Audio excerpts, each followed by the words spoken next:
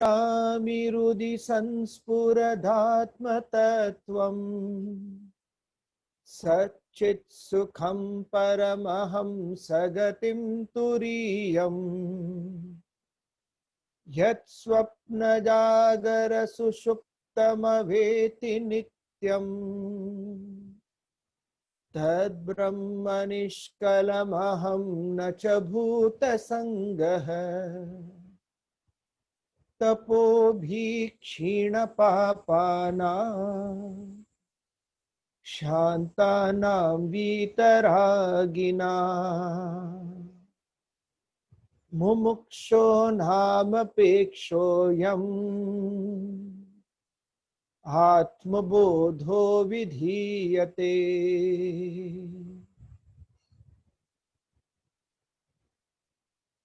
Welcome everybody.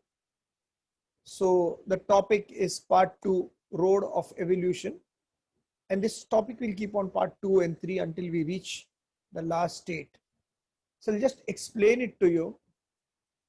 As a person is extroverted by nature, understanding that it is the happiness and sadness arising out of the sense contacts and the sense relationships contacts, which make me happy or sad. The more the person thinks about it, the more the person becomes unpleasant and miserable in life. So an intelligent people or person thinks that, okay, I need to understand what life is per se. They start this inward journey. And how do you go through the spiritual discipline? I'm just explaining the whole chart here. We go through the 3 disciplines of karma, bhakti, and jnana. Karma, selfless actions, which you do for a higher cause. Bhakti, an attitude of the mind to see divinity in every aspect of life. Purity of the mind, that is bhakti, impassioned passion. Jnana, the right knowledge of differentiating between what is unreal, the world that is temporary, transitory, and what is the reality.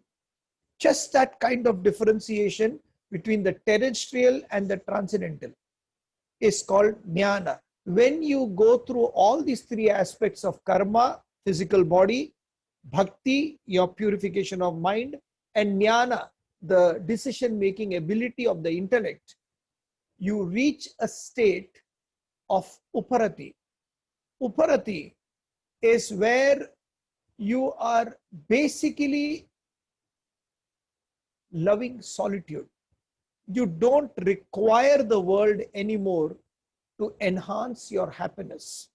Neither your sadness or whatever is dependent on the world. In fact, you are never sad. So uparati is just a general withdrawal from the world. You move the next, when you go through that state, you come to a next state called dharana.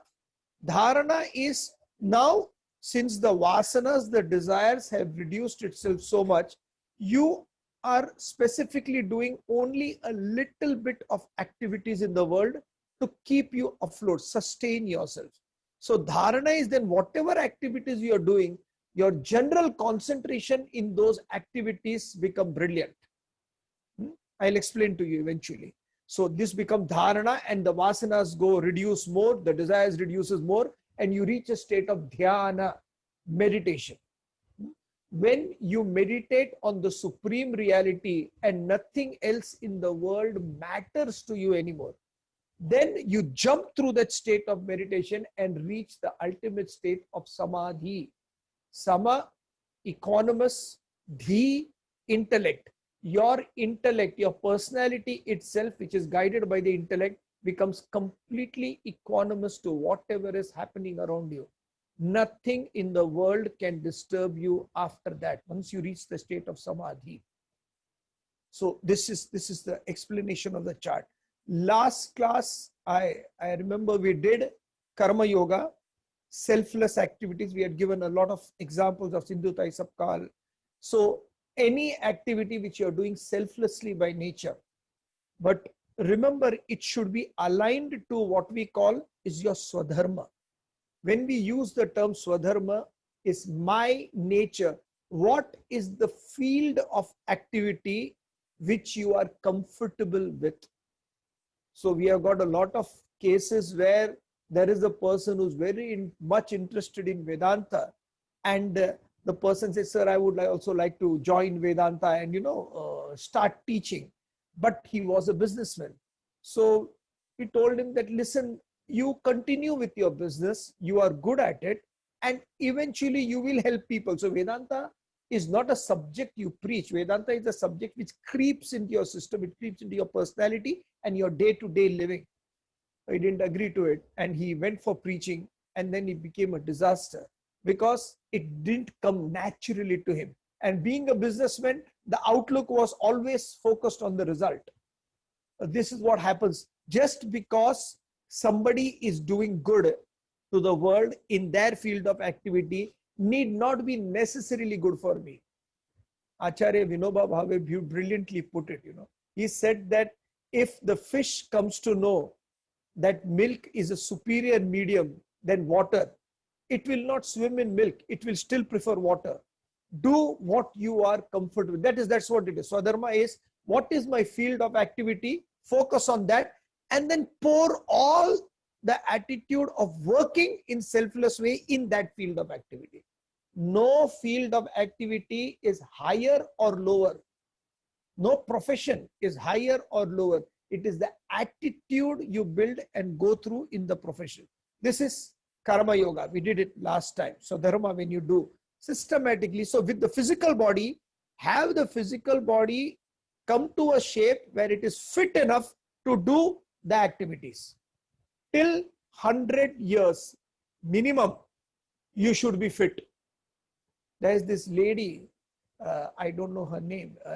She was 98. So in the YouTube, if you find 98-year-old lady, and she's doing yoga, Indian lady, a South Indian, I think so.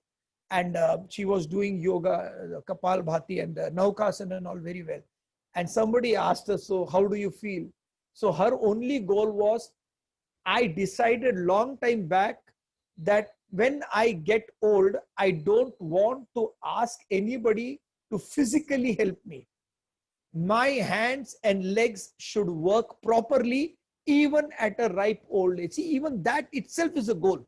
So keep yourself fit, your physical body, so that whatever you need to do or want to do in the world can be achieved. This is Karma Yoga, simply put. Next, we move on to Bhakti Yoga. However much we discuss on Bhakti Yoga, it becomes very difficult because it's difficult to make an emotion understand. Bhakti Yoga is an emotion. So in chapter 12, Lord Krishna gives 35 qualities of a Bhakta. Adveshta sarvabhutanam maitre karuna evacha nirmamo nirahankaraha samadukha sukha shami. All these, the 35 qualities are there. And first quality, he puts it as Adveshta sarvabhutanam. No hatred towards any being. Hate is one of the most disgusting words, a bad word actually, because when you say I hate, then your life is revolving around that hate only. So the life can be centered in either love or hate. If it is centered in love, you have understood bhakti. Because whatever you do, it springs out of the center of love. If it is hatred, everything you do will be in a very bad way. I hate that person. I hate. So first of all, no hatred towards any being. That is the reason Lord Krishna doesn't say, Bhagavanu Vacha, he doesn't say that you should love everybody. Because as soon as he says, love everybody, you all will give me a big list of all those people and all those animals you love. That deer is so cute, that antelope is so cute, the rabbit is so cute, all the details and the human beings you will give me. A list. It doesn't matter how many people you love. Do you hate anyone? One person. Yes. Then you are not a bhakta. No hatred towards any being. That's where I keep on saying that. One quotation which I love of Huxley, is, let us be kinder to one another. Just an allowance for the other person to function. This is what Lord Krishna says. So, adveshta sarvam, no hatred towards any being. Just trying to do good in any way you can. See, because now you don't want anything from the world. When you reach a state of bhakta, you don't want anything from the world. So what you do, your attitude will be, what can I do for you? There's this beautiful poem called Abu Ben Adam. In that poem, you go through the YouTube, you'll get it. Abu Ben Adam. He is sleeping, deep, peaceful sleep. And there in the dream, he sees a vision, an angel. And that angel is writing a fat book, writing something. So Abu Ben Adam goes to her and says, excuse me, what are you writing? So she says, I'm writing of all the names of people who love God. So he says, write my name also. And she writes and vanishes. And says, but you don't love God. So he says, write my name as I am a person who loves the fellow men, people around, not necessarily God, but people around. So she marks the PS, right in the letter last asterisk. There is this person called Abu Ben Adam. He loves his fellow men, and other people are all loving God. And next night, again the angel came in an awakening light, and she opened the book and she showed Abu Ben Adam. Abu Ben Adam's name led all the rest. The God had written, who all are good to me, and he had put Abu Ben Adam's name right at top. Jana Seva is equal to Janardana Seva. You want to do namaskara to a statue, a stone statue, but you are ignoring the living gods. This is not bhakti. This can never be bhakti. The idea, what we said, that we want to see in stone models God, whether it is Rama or Krishna or Shiva or Mother Ganga, all this reference is only to see that even in water, a simple river, I can see Mother. Even in a simple statue, I can see God. तो फिर बाकी के लोगों का क्या कहना? What is to say about others? Everywhere I see divinity splashed. It is there everywhere. So since I am seeing divinity everywhere, amongst people, poor, rich, whatever be the caste, I am seeing God everywhere to such a level that even what is stone to others, I can see God there. That is the reference of statues. So there is no use of bowing to a statue and not having reference to living people. It's the other way. So bhakti is this. Have reverence to everybody. It's a mad divinity splash. Everything is happening so beautifully. You, in every experience of life, right or wrong, you see divinity. You see divinity splashed everywhere. When you see that, you are just happy. In a rose petal, you are happy. You are seeing happiness everywhere. A child laughing and crying, you are happy. People running around you, you are just happy seeing that divinity. That attitude is bhakti. What can I see in others good, which can make me a more happier person? There's this beautiful story of Kannappa. This man was a hunter, and he used to hunt, but he was a great Shiva Bhakta. So once when he was hunting, he went deep inside a jungle, and there he saw a broken down temple, completely broken down, with just a shivling in between. And it was so bad, dirty, maintained, very badly maintained. Nobody was there. So he immediately took some leaves and started sweeping the whole area around the shivling. When sweeping the whole area is there, then he said, okay, now I'll go and get something, because for the Lord, he must be hungry, he must be thirsty. I'll just go. He went inside. Then said, first I have to take some flowers because I need to do some puja. So he just saw some wild flowers. So he took those wild flowers in his hand and walked ahead. Then he said, the Lord must be hungry. So he said, now what do I do? Because he killed, being a hunter, he killed a wild boar, and he took the food of the wild boar, the mutton of it, and he walked towards that. As he was walking in hand, he said, now flowers are in my hand, but I need to carry this with both my hands. So what should I do? So he kept that food aside. He took the flowers and put it on his own head. There was a band like that. So he put the flowers on his own head, and then he took that item, food item, and he said, now I have to wash the Lord also. So he went to a river. Now how do we carry the water? So he carried it in his mouth. So this was the way Kannappa came. Mouth full of water, in the hand the wild boar's flesh, and head full of flowers. As soon as he comes to the Shivling, he spits the whole water on the Shivling to cleanse it. And then he puts that whole thing, food item, before the Lord for him to eat, Shivlinga. And then he removed the flowers and put it there. And then he walked away. Next day morning, a pujari saw that. And the pujari said, the Shivling is a little bit clean, but what mess is here? Non-vegetarian food, meat is there, and he removed, it was a typical Brahmin. So he removed the whole thing, cleaned the whole thing, put some fresh fruits there around. He prayed to the Lord, did some proper chanting, and then went. This went on. Night, Kannappa would come. He would see the whole thing as a mess. He will remove all that thing. He will go get some wildflowers, water, and something to eat. Being a hunter, I told you, always non-vegetarian, putting there. And evening, this pujari will come, clean the whole place, put some fresh flowers. This was going on. Lord Shiva and Parvati were sitting on top. Usually they are always on top.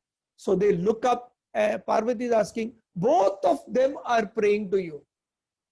Who is the dearer one? Even gods want to know. They want to compare. So who's the dearer one? And he said, let's have a test. He says, okay. One day, night, morning, early morning, the Brahmin is coming. As the Brahmin comes in, he does all the puja. And after the puja, he opens his eyes. He sees the Shivalinga has two eyes by the side drawn. And one of the eye is bleeding.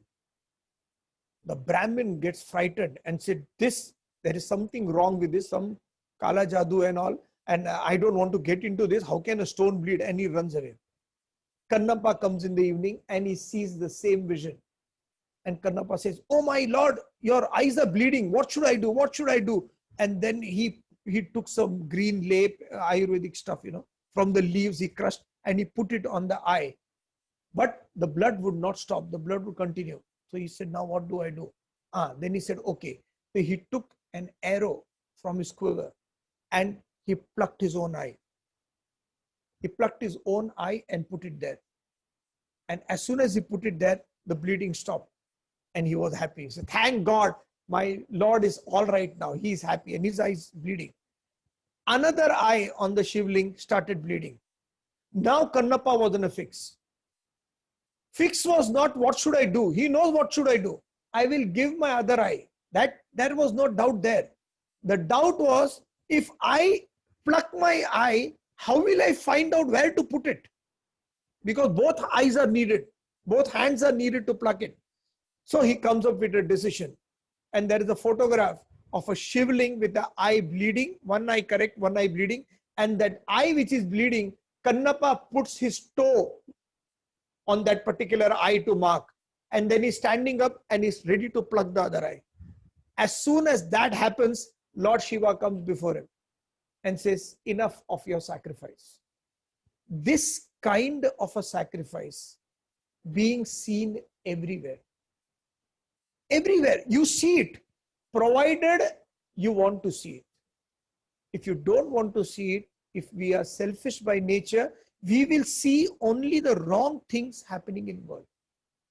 When the Taj Mahal, the Taj Hotel was under fire, And there was this person.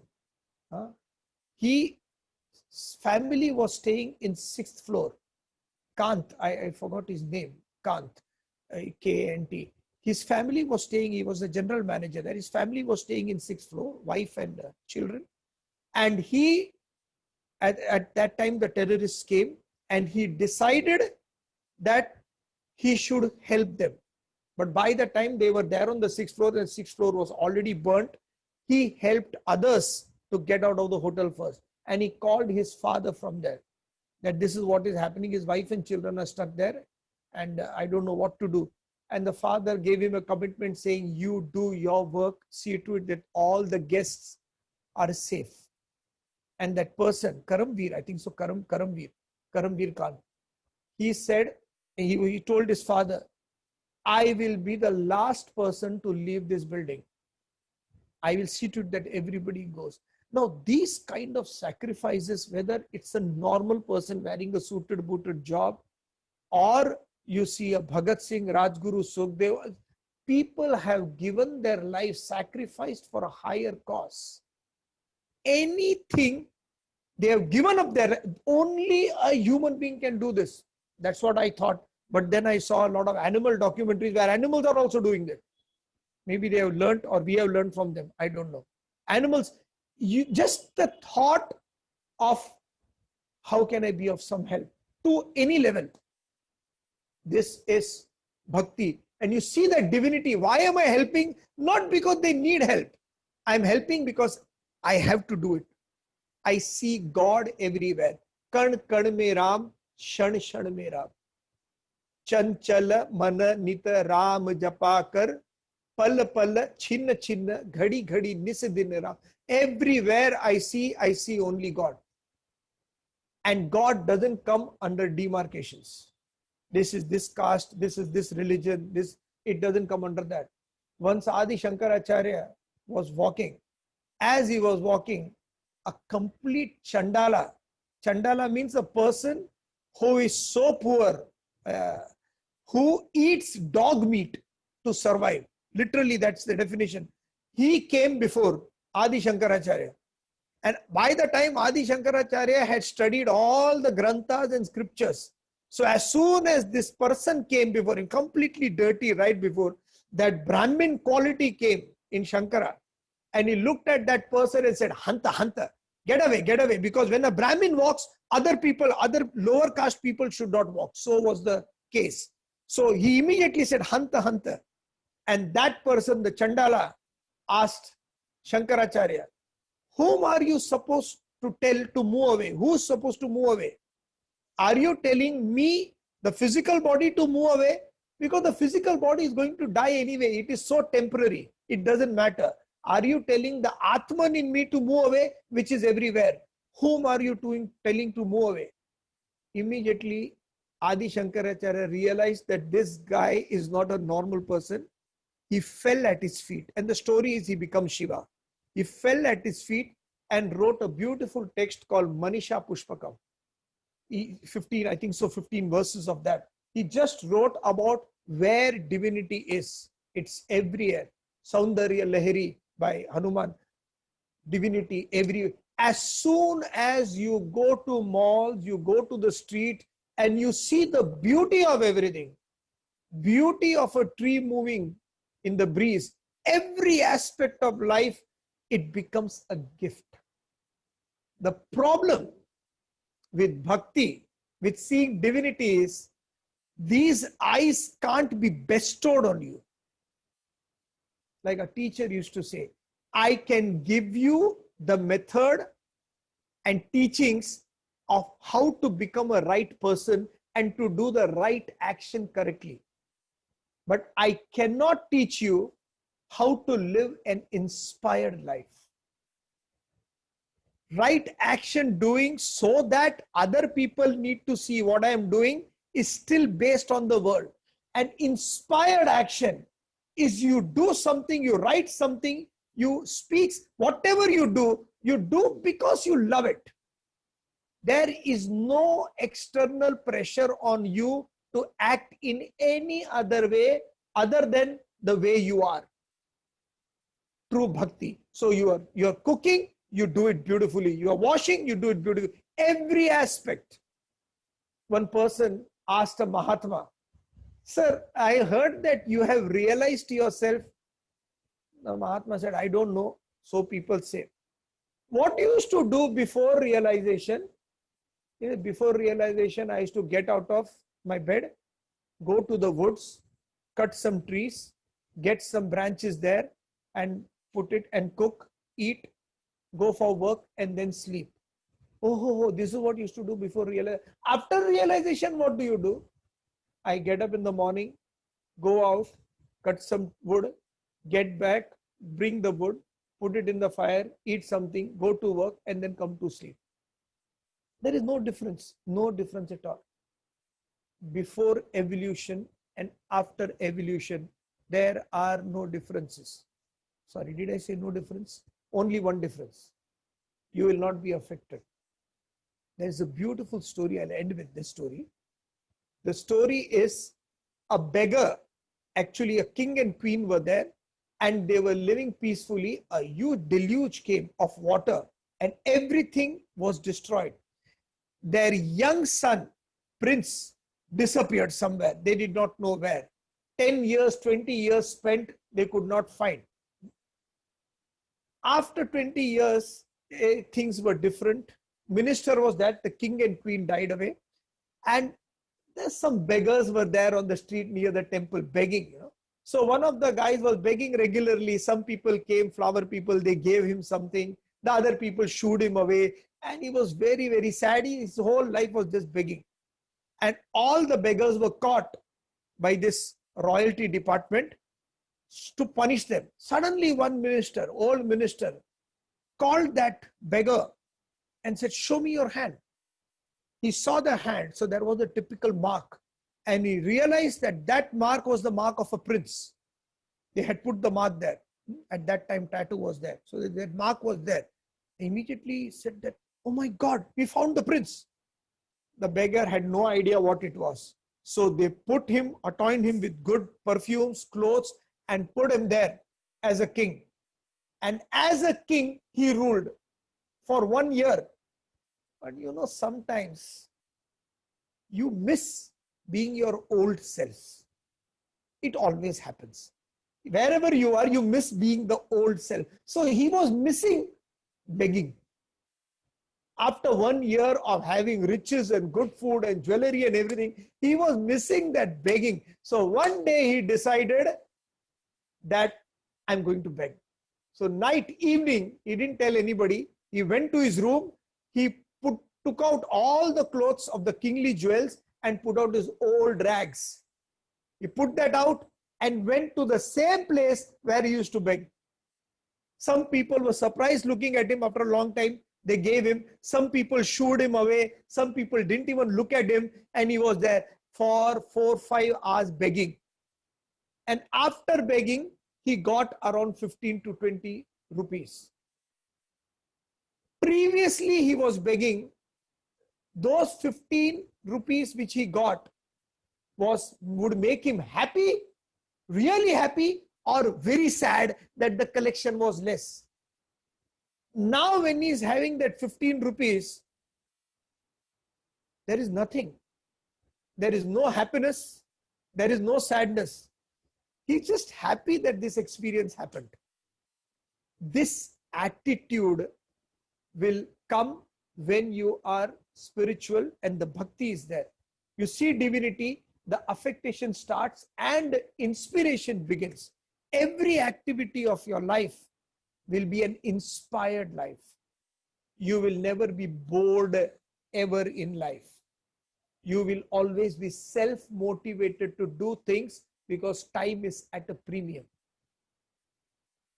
What to do with this inspired activities and how it moves ahead, we'll see in the next session of part 3, where we'll be talking about Jnana Yoga. Thank you very much.